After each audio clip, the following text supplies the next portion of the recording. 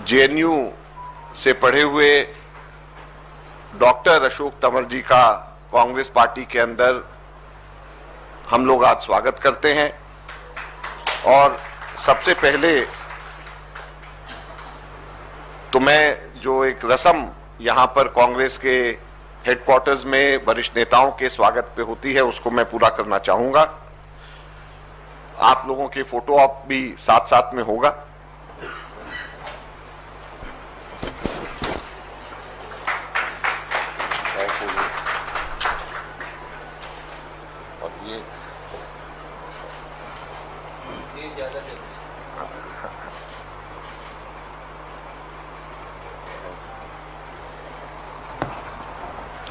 और ये संविधान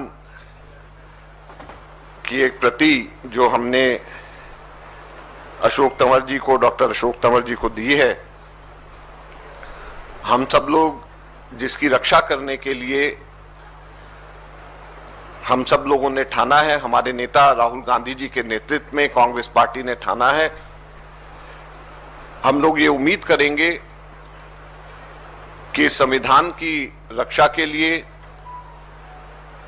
बाबा साहब अंबेडकर के सिद्धांतों को आगे लेकर जाने के लिए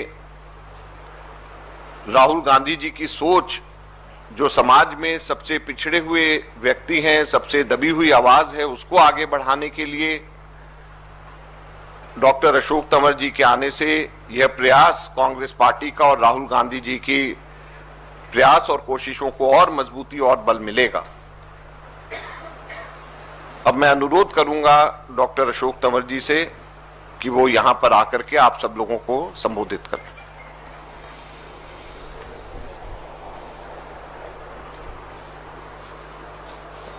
हमारे एआईसीसी के ट्रेजरर आदरणीय अजय माकन जी, सभी हमारे पत्रकार, छायाकार, प्रिंट, इलेक्ट्रॉनिक मीडिया के साथीगण, सभी आपके माध्यम से हरियाणा के मेरे बड़े बुजुर्गों को, माताओं बहनों को, युवा साथियों को, सबको मेरा नमस्कार। और आप सब जानते हैं कि मेरे राजनीतिक जीवन की शुरुआत कांग्रेस पार्टी से हुई, कांग्रेस के झंडे के तले हुई और छात्र जीवन से हमने शुरुआत करी।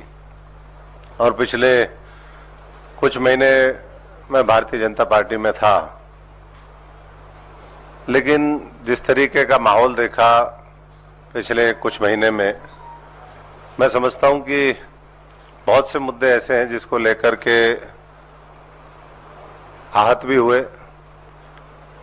और जो एक बाबा साहब के प्रति, संविधान के प्रति जिस तरह की आस्था होनी चाहिए थी, वो मुझे लगता है कि वहां नहीं है। और दूसरी तरफ राहुल गांधी जी देश के अंदर देश को जोड़ने के लिए बाबा साहब का दिया हुआ संविधान कैसे मजबूत हो, उसके माध्यम से लोगों को अधिकार कैसे मिले, आरक्षण कैसे जिन वर्गों के लिए, चाहे वो दलित हों, पिछड़े हों, उनको उसका संपूर्ण लाभ मिले और देश की तरक्की में, देश की खुशहाली में उनकी भी बड़ी भूमिका हो, ये हमेशा उन्होंने सपना देखा। जबकि भारतीय जनता पार्टी और जो आज दूसरे दल हैं, वो हम सब देख भी रहे हैं कि किस तरीके से जाति का सहारा लेते हैं, धर्म का सहारा लेते हैं, लोगों को बांटने का काम करते हैं।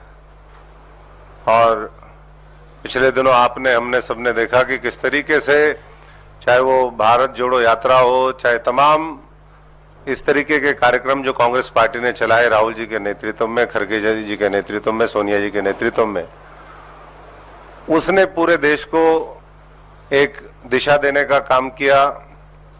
लोगों के अंदर विश्वास फिर जागृत हुआ कि ये देश और मजबूती से आगे बढ़ेगा जब कांग्रेस पार्टी देश के अंदर मजबूत होगी। और वो चुनाव लोकसभा के हुए, हमने नतीजा देखा, कांग्रेस ने अपनी टैली को डबल किया। राहुल जी को एक मजबूत नेतृत्व के रूप में आज पूरा देश चाहता भी है और मानता भी है। और हरियाणा भी आज उसी दिशा में आगे बढ़ रहा है कि किस तरीके से आज हरियाणा के अंदर, क्योंकि एक तरफ जम्मू कश्मीर के चुनाव है, दूसरी तरफ हरियाणा के हैं, लेकिन मैं हरियाणा की बात करूंगा क्योंकि हरियाणा से संबंध भी है और हम पूरी तरीके से चुनावी इस समर में अभी देख भी रहे हैं कि किस तरीके से जाति का सहारा लेकर के जहां धर्म चले वहां धर्म चलाओ, जहां धर्म ना चले वहां जाति चलाओ। ये आज मैं समझता हूं कि भारतीय जनता पार्टी की नीति है और इसको देख करके और हमें और ज्यादा मैं समझता हूं कि हाथ हुआ। और यही सब देख करके आज हमने फैसला लिया, कल राहुल जी की उपस्थिति में महेंद्रगढ़ के अंदर मैंने पुनः कांग्रेस पार्टी को ज्वाइन किया, क्योंकि जैसा मैंने कहा कि शुरुआत ही यही हुई। कांग्रेस पार्टी ने बहुत कुछ दिया भी, आज जो भी हम हैं कांग्रेस पार्टी की देन है। अगर आज कोई दल मुझे लेता है या लिया किसी ने, तो मैं समझता हूं कि वो कांग्रेस का दिया हुआ ही था, जो हमें कांग्रेस ने सिखाया, दिखाया, लोगों के बीच में संघर्ष करने का मौका दिया, उसी के आधार पर।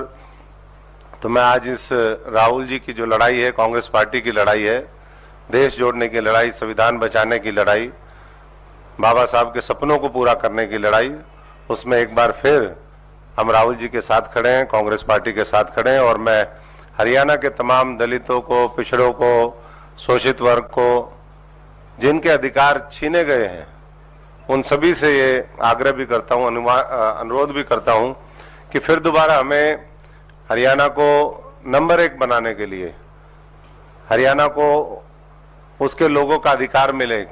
हमने सबने देखा, हमारी तो लगातार लड़ाई रही, उस समय भी जो आज का सत्ता पक्ष है उसके खिलाफ, चाहे वो किसान आंदोलन हो, चाहे युवाओं की बात हो, चाहे कोई भी वर्ग हो।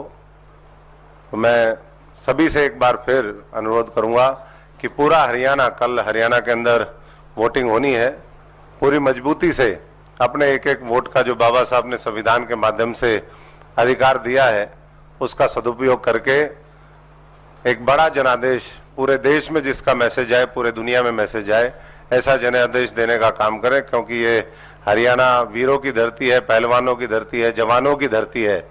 और जब हरियाणा कोई चीज सोच लेता है तो मैं समझता हूं कि करके दिखाता है। पिछले लोकसभा चुनाव में भी वही हुआ और इस बार बहुत बड़े बहुमत के साथ एक बार फिर हरियाणा में कांग्रेस की सरकार बनेगी। सबका धन्यवाद। अब 3 सवाल सिर्फ मैं लूंगा।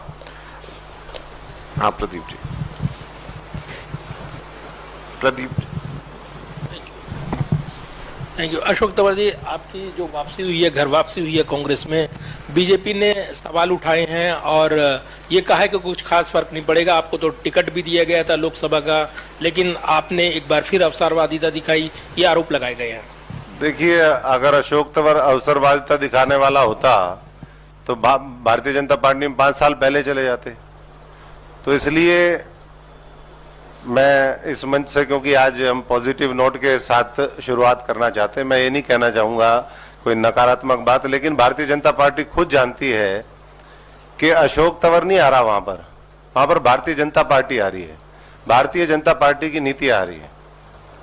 हाँ जी।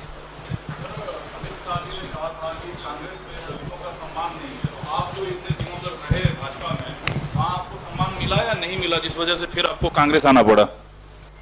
देखिए, अगर सम्मान होता तो मैं समझता हूँ वहां तो बेकदरी होती है, संविधान की बेकदरी है, दलित नेताओं की बेकदरी है, और दलितों नहीं, जो भी शोषित है, पीड़ित है, जिसको अपने अधिकारों की जरूरत है, उसके वो अधिकार छीने जाते हैं।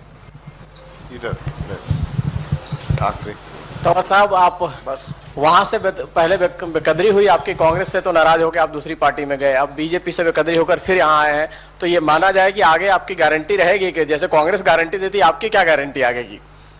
देखिए, वैसे तो कहते हैं सुबह का भूला शाम को लौटाए, तो भूला नहीं होता, और ये तो अपना घर है। आप भी घर से जब निकलते हैं, पूरी दुनिया में कहीं भी घूम के आएंगे तो वापस आखिर घर में आकर के रुकेंगे, और जब घर छोड़ता आदमी तब घर की ज्यादा कदर पता चलती है। तो